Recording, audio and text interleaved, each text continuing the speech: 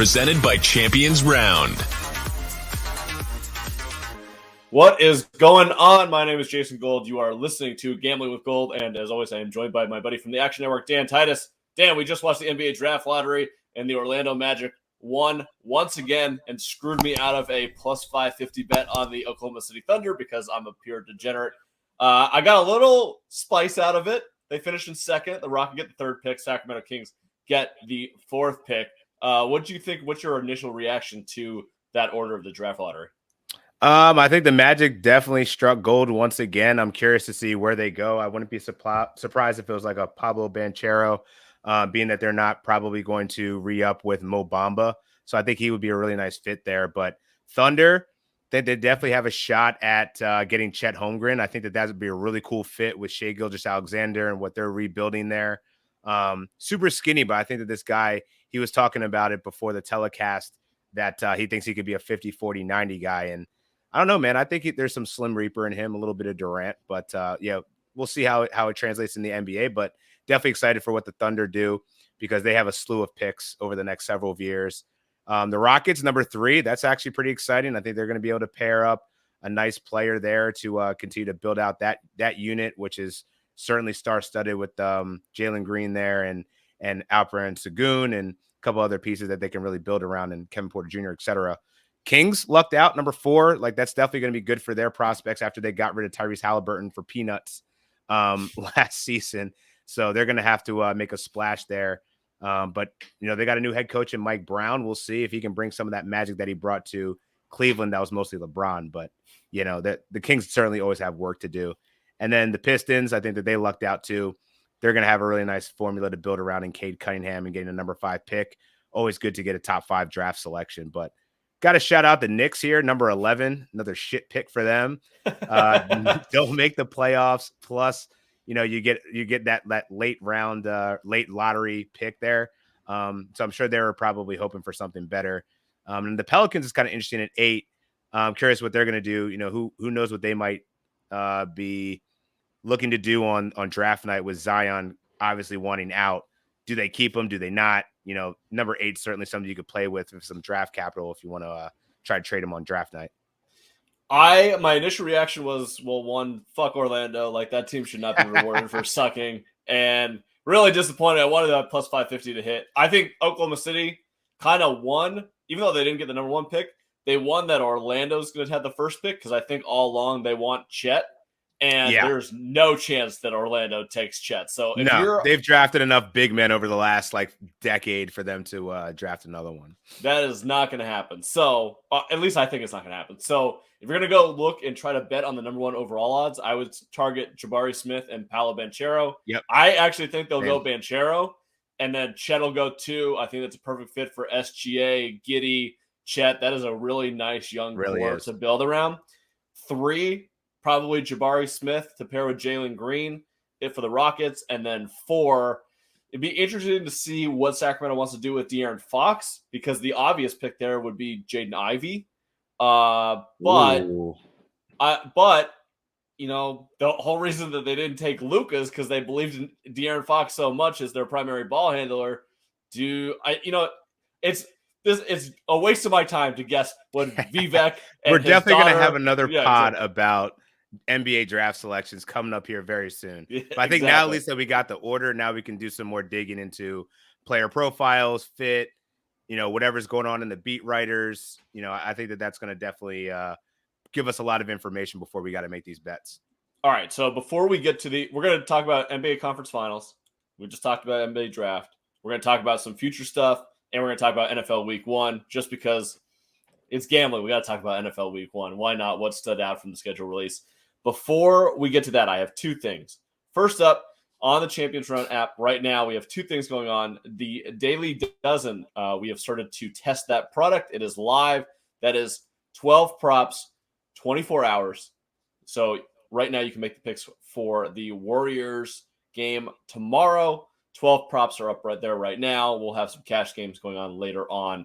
But that is up. Go to our app and check that out. We will also be having a daily show that starts out in 2 weeks for that. So stay tuned for that. We also have an NBA Future 7 stakes that runs through the NBA draft that is alive right now on the Champions Round app. And we are giving away a Giannis signed jersey for that one.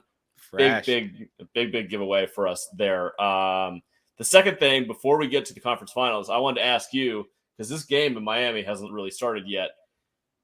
What are we going to do in Philadelphia? What's going to happen? You're the Philly guy. You said Philly in 6. Our last podcast, I told you that prediction was so good. Was Spo is just going to absolutely kick the shit out of Doc for 2 games. It's exactly what happened. Looks like Doc's going to come back. We don't know what they're going to do about Harden. What do you think happens in Philly? Yeah, I think I don't know. I think that's kind of smoke. I don't think it's really been set in stone what Daryl Morey really wants to do about Doc Rivers. I think Doc Rivers has already made it pretty clear to the media how much he's been disrespected in Philadelphia, and I think he's ready to move on to another situation. Even though Morey is definitely in his corner saying he's going to bring him back, I don't believe it. So I've actually been looking at offshores all over the place to find where I can bet that Doc Rivers is not going to be the coach of the Sixers, because like this is the perfect time to do it, because they're just continually backing it, saying it's going to happen. But in terms of the Sixers, the long term, like I would love to see them trade Tobias Harris in the offseason. I think that the Oklahoma City Thunder would be a great trade partner. The Sacramento Kings would be another great trade partner. I just don't know. I think that people will definitely be interested in his max contract, like those teams that can actually absorb that contract. But it's about what's in the return. And I think that's what's going to be the hardest for the Sixers, is that they don't have a ton of cap flexibility. They don't have a ton of young assets to partner with Tobias Harris. So this is why you got Daryl Morey, right? Like he's supposed to be the one that's be able to make these moves, have these conversations. He brought in James Harden.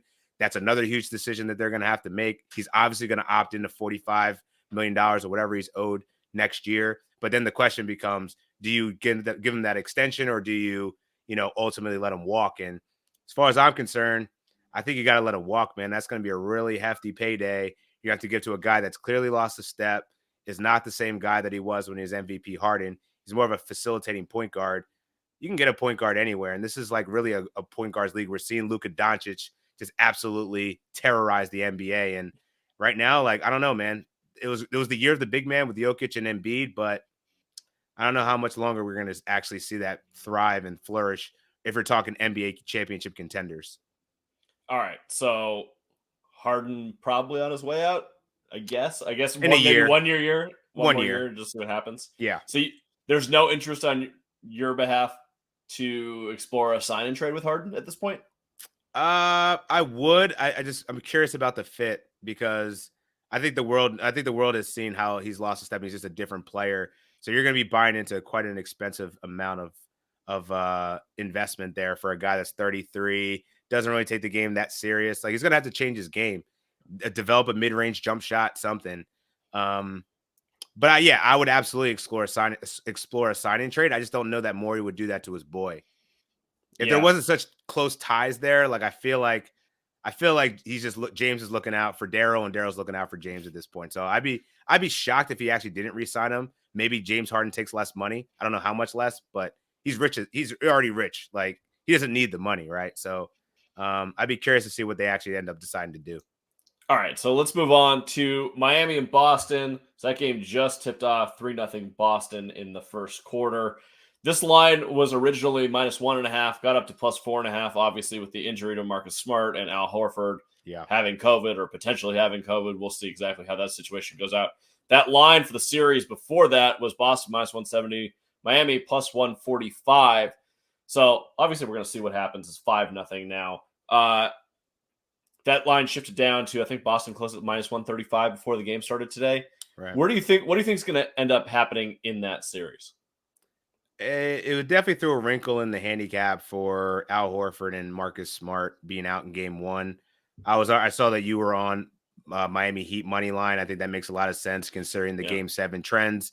It's like 32 to 49 of teams. Let me grab the numbers here. It was if they play game 7 on the road for the next game. Yeah, 34 and 46 for the teams that are game 7 playing in the following series in game 1. So very, very prominent trend there that, game 7 games usually take a lot out of teams. And plus you got to travel to a team like Miami, who's 6-0 in the playoffs, 5-1 against the spread at home. So I was on Miami. I was on Miami -2. And then once news of that, Horford and Smart being out jumped up to 4.5. I saw a lot of value in the Miami Heat. I think they've been undervalued this whole, just by the market, by them being plus 140 to win the series before these injuries. It's kind of disrespectful to the number one seed, in my opinion, especially for a team that was just 2 years ago in the NBA Finals. Yeah, according to Pat Bev, that wasn't really an NBA Finals. Hey, Pat Bev, go fuck yourself. I won the bubble title. That shit counts. LA fans will say fuck you, Pat Bev. But yeah, I mean, I just think that Spo is a great coach. Ime Udoka has been amazing. The way that he's coached up these Celtics team, a team that was like first half of the season, everyone was saying, "Oh, blow it up. Tatum and Brown can't play with each other." Guess what? They figured it out. They want to be the best defensive team in the NBA. So, both of these teams I think are really compelling because they're very good defensively. They can both switch everything, but not having a completely healthy Robert Williams, even though he's playing tonight.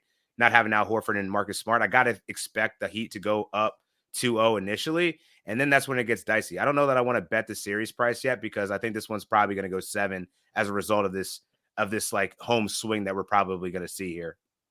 Well, speaking of which, it is now 7-0 Boston, so maybe this is going to be an absolute blowout of a series. Nah, he will come back. We got it.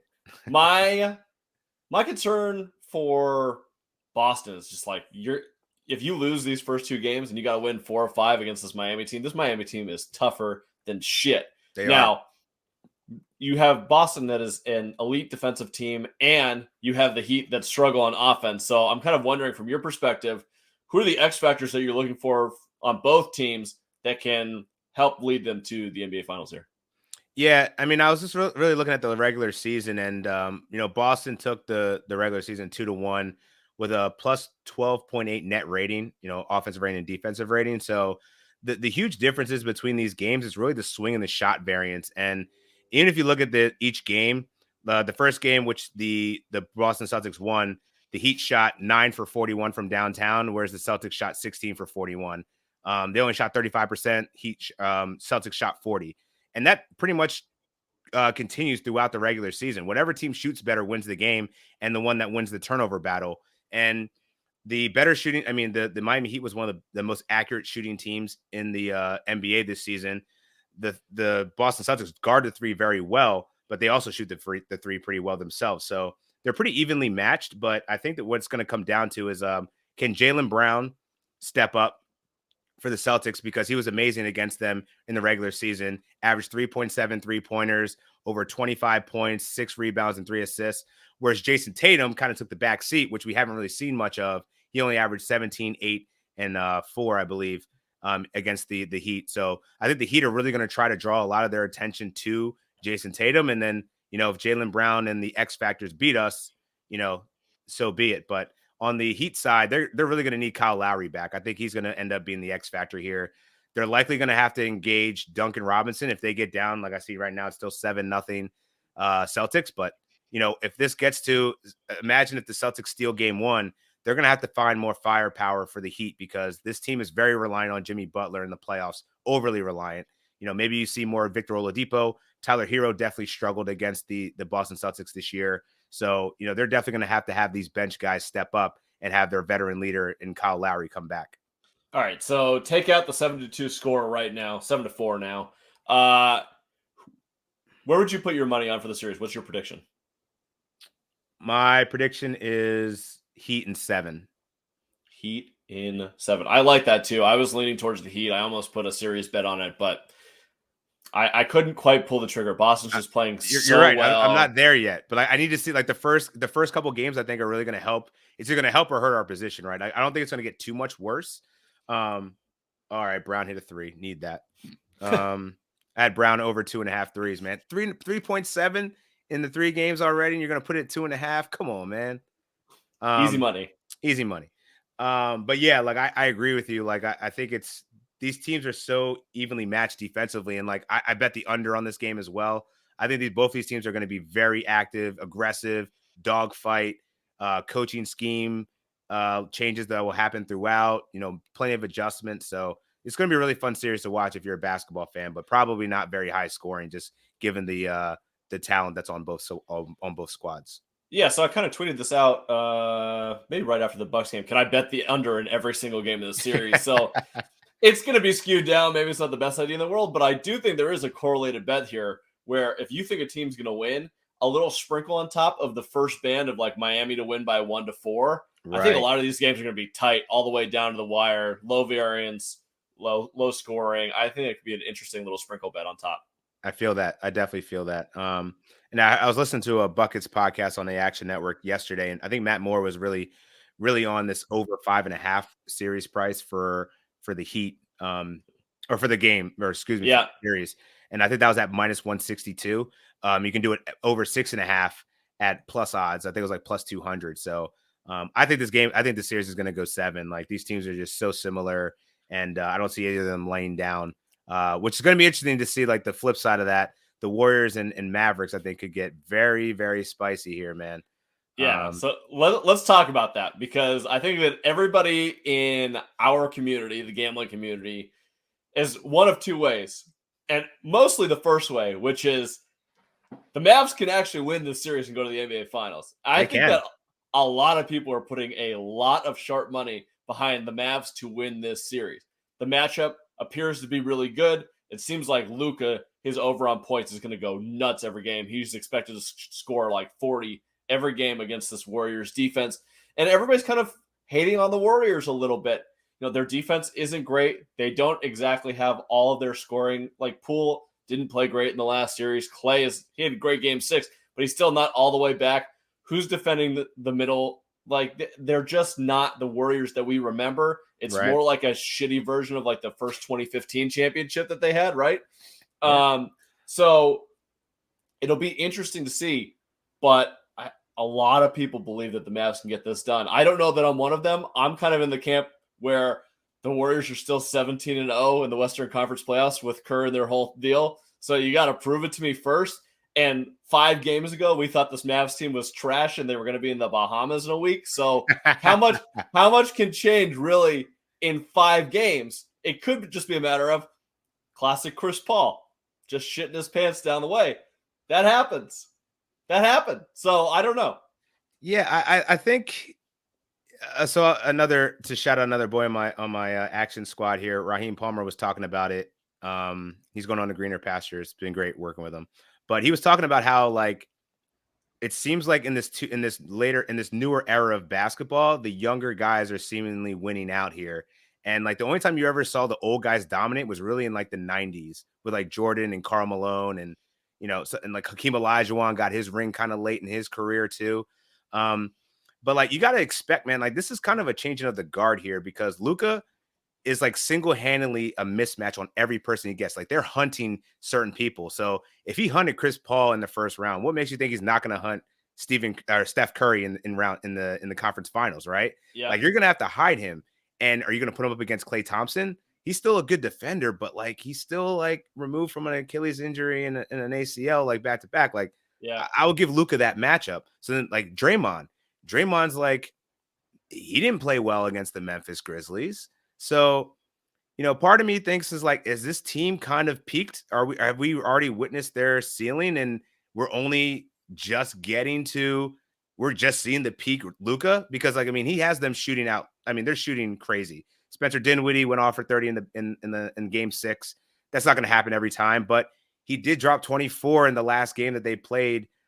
First game that he actually was acquired by the Dallas Mavericks against the Warriors. So like, I think he thinks he can get a bucket against them. And shouts to Pat Bev again. No one was scared of the Phoenix Suns. Clearly that's true because Dorian Finney-Smith was cooking them. Maxi Kleber was cooking them. Dwight Powell. Like, who are these guys? So I don't think that they're scared. I mean, sure, they're going to be more concerned about Steph Curry and the Splash Brothers and even Jordan Poole a little bit more. But I think Jason Kidd has done a great job of coaching this team up to say, yo, we got the best player in the game right now on putting the squad on our back. He can get 25 to 30 easily on this squad. I just need y'all to make some shots. And I don't think it's out of the realm of possibility, man. I personally think that the Warriors will figure it out and get it together. And I think it's a really good thing for them that they have home court. I think home court is certainly going to matter here. But it's not easy going to Dallas either. But I think home court is going to win out here. I don't quite know the number. I feel like Warriors in 6 feels like the right move. But I wouldn't be surprised if it went 7 either. I'm on the side of, I talked about it, the 17-0 with Kerr. Like, this is an experienced team. Dallas has never been here. Luka has never, fine. You give him the EuroLeague, whatever, he won MVP and He's his team won the 23. championship. He's But got plenty of time to but I feel like there's always these young players that have to get over that adversity and like get over that great squad before they become that squad. And this is like a perfect setup for that, right? Yeah. It's kind of what Boston lost the Eastern Conference Finals in the bubble to the Heat. They learned a lot. They got their opportunity, albeit it wasn't the Eastern Conference Finals, but to take out the champ in the Bucks, and they got it done in Game 7 and in Game 6. Like, I feel like this is the year that the Mavs learn what they have to do, and then they come back next year, and then maybe next year is the year. But I'm not going to put. Imagine DeAndre Ayton on the Mavericks. I don't hate that. I don't hate it. Get a real front court player. I mean, because we don't know what's going on with Phoenix, but he's definitely not re-signing there. Would you agree? No. He's gonna end up in like Indiana or something. Like it's bound to happen. Trade for Miles Turner. So, yeah. Exactly. Like a sign trade gives Ayton the max, and Miles Turner comes back. Like, there's no real difference for Phoenix.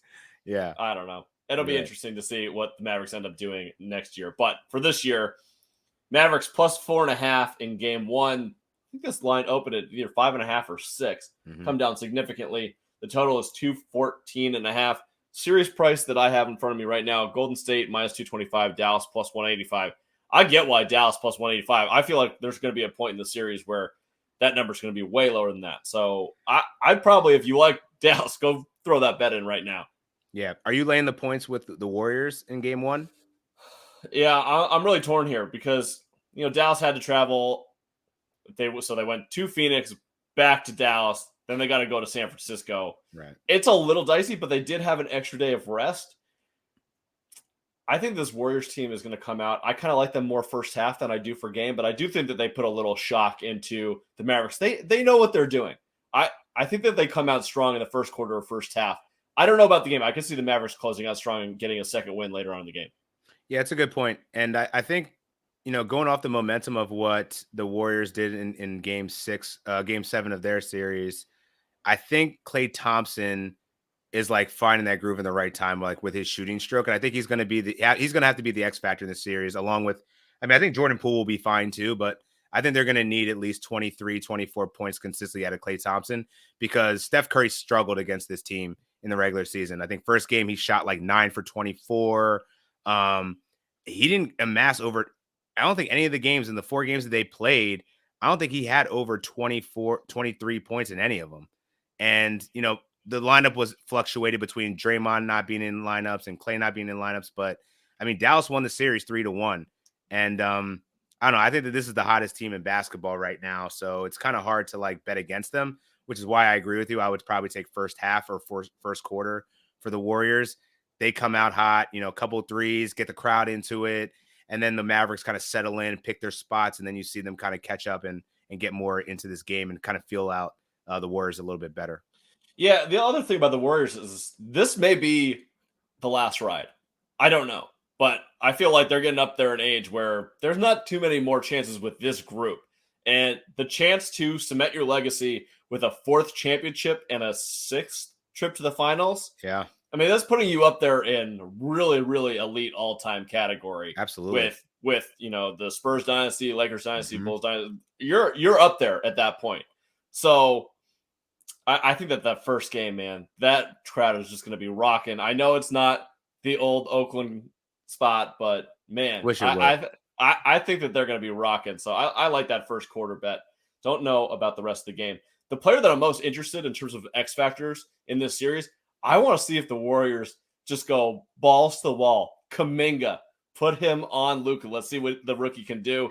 He's really talented. He's good defensively, and he talks to everybody. Like, he definitely doesn't play like a rookie, but Luka, his eyes might be a little bit too big for Luka at this point. I think they're going to need him because of his size. Like, Otto Porter is going to he's already on the injury report. He's probably not going to play. Andre Iguodala is nowhere to be seen. He's not going to come back probably. He's old now. You're running out of bodies. And I think Jonathan Kuminga matches up really well because he's physical. He's got the body. He's got the height, the arm length. I think he's like actually a guy, like, assuming now that's the thing that Luka's really good at. He can get people into foul trouble. And like being that he's very young, they're both pretty young, but Kuminga's a rookie.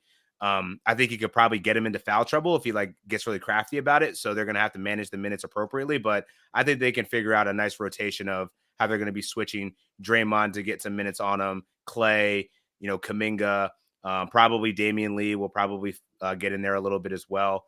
Kevon Looney's probably going to get some minutes, but with them running that 5 and out, I think we're going to see a lot of Davis Bertans. We're going to see a lot of Maxi Kleba. So Kevon Looney might be rendered useless, by like game 2, kind of similar to what you see with Steven Adams in a couple series ago, how he just kind of got played out of the series because they're trying to play the stretch 5, very spaced out style of play. It is going to be a really interesting matchup. I find this series much more attractive than Boston, Miami, even though it's probably 2 worse teams. But right, man, I love to see.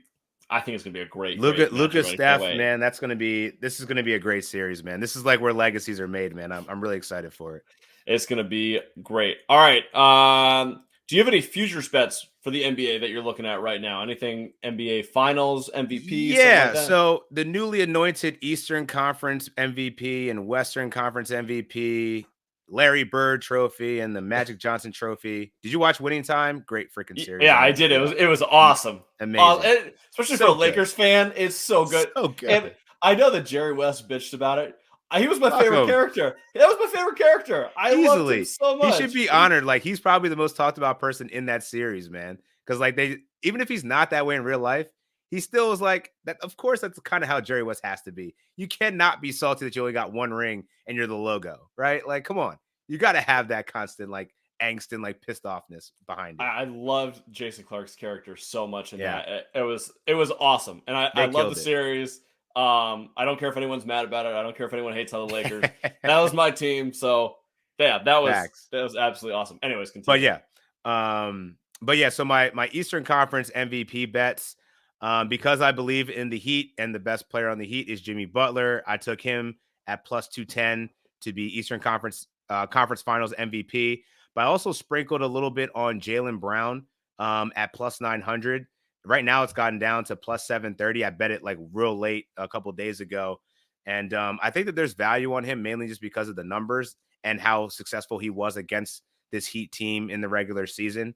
Against this Heat team in the regular season. And if Tatum struggles, I think that Jaylen Brown's going to be the one. Like, all these awards are usually won on scoring and the winning team. So that's kind of my hedge. If Miami loses, maybe if I don't pick them in the series, I'll still have Jaylen Brown potentially be that MVP. I like that one. I like it a lot. I don't have anything in terms of futures bets. I am going to end up betting as soon as this is over. I'm going to end up betting the NBA draft odds because that's what I do best. I love the draft. Dude. I'm going to end up betting it. I can't wait till NBA draft pod, man. It's going to be awesome. Cannot wait. All right, so let's move over, close out the show with a little NFL Week 1 action. Yeah. Obviously, we'll talk about this for the next 5 months, but fun to get some bets potentially on the board. First game, they gave us a great one. Buffalo +1 at the Rams, over under 52.5. Were there any, let's start here. Were there any lines where you're like, holy shit, I have to bet this right now? Yeah, I was stalking my colleagues and man, under Ravens and Jets just seems juicy. Chris Raybon killed that. I bet that. Got and it's already moved up. It was actually when he said it, it was like 40 under 45. It's out to 45.5, so you can still get some value there. Play that down to 44. But yeah, it just makes a ton of sense. Despite the Jets' great draft, they only averaged 16 points with Zach Wilson under center last year. The problems with the Ravens, their injuries, their defense is going to get better. Like, they were the most injury riddled secondary last year. So Zach Wilson's going to have hell to pay in week 1 with a fully healthy Ravens lineup. Plus, you look at, the Ravens, they got rid of Hollywood Brown. They don't really have anybody left. It's like Rashad Bateman and a bunch of dudes. So at this point, like, where's the explosiveness coming from with Lamar Jackson? They only averaged 24 points last year with him under center. And the running back by committee carousel, man. J.K. Dobbins isn't back yet. Gus Edwards isn't back yet. They signed Mike Davis. It's gross. So, I'm taking the under on that one. That one seems just too obvious. All right. So a couple ones that jumped out to me, and then I want to talk about this Bills-Rams game. So home dogs week 1. People just completely underestimating teams. Love to bet on that. So Chicago Bears +6.5 against the San Francisco 49ers. If it's Trey Lance against Justin Fields, Is there a difference in the quarterbacks at this point? I don't think No. so. I mean, and we don't even know what's going on with Debo either. So yeah, I'm with you on that one. Give me Bears plus 6.5. Give me the Houston Texans plus 7.5 at home against the Indianapolis Colts. Hey, we did this last year. The Texans were plus 3.5 at home against the Jacksonville Jaguars, and we won going away. So give me Houston week 1 plus 7.5 over a touchdown in division. Like, Houston's not that bad. We don't know what the Colts are going to be yet. Know. So that one, and then the one that I actually have bet thus far, and it came way down. I bet the under on Kansas City, Arizona at 56. It's now sitting at 53.5. Wow, that line. Genius. Well, I saw that line come out. It was insane. 56 points in week 1. Like, okay, Kansas City's offense is going to take some time to get going. Arizona's not going to have D-Hop, and who the hell knows about Kyler? So, yeah, give me that 56. I still think 53.5 is ridiculous. I think it's going to close at like 51 or 51.5. Yeah, it's funny you said that. I was just actually looking up before we got on here. I was going to take the Kansas City Chiefs -3 or potentially the money line at 156 right now because Andy Reid is 8-1 straight up since being with the Chiefs in week 1. Won 7 games straight. He's 15. Let's see here, 16-8, 15-8. He is 16-8 straight up in week 1 overall as a head coach. And with all that turmoil you just talked about with Kyler and his contract and D-Hop being out 6 games, I'm fading Cliff in week 1, man. I'm gonna go with Mahomes and the Chiefs there -3. That just seems like too little for a team that's like always putting points on the board in week 1. Now they are averaging like over 31 points, but you still got to get points on the other side. So the 56 to me still seems a bit rich. I mean, you're still at 31-24. You still cover. So it's still a lot of points. 24 is nothing to sneeze at. Right. The one favorite on the board that I'll wait till Monday night, but that Seattle team is just going to be so gross. I think it's being underrated how bad they're going to be. And I think this Denver team, even though I don't think they're going to win the division, I don't even know if they're going to finish second in the division, but they're a lot better than 4.5 points better. Even if you take home field and Seattle into account, let's put it at 7.5 points. Yeah, I don't care. Seattle's Drew Lock fucking stinks. We know this. Drew Lock stinks. So unless Seattle somehow ends up with Baker Mayfield, which they might, I'm going to be laying the wood on Monday Night Football for sure. I'm with you. Yeah, we gotta get into the whole slate of this because I think there's definitely some good value out there right now that you can get in May that you probably won't get as we get closer training camp and OTAs and all that type of stuff. All right, we will talk about that more in the future. That does it for episode 77 of Gambling with Gold. We will be back soon. I will be back tomorrow with the PGA Championship odds with Spencer Aguiar. And Dan, we will talk next week. Go to Champions Run app and go play Daily Dozen and 7 stakes for your chance to win cash and that Giannis jersey. All right, we will talk to you soon. Peace.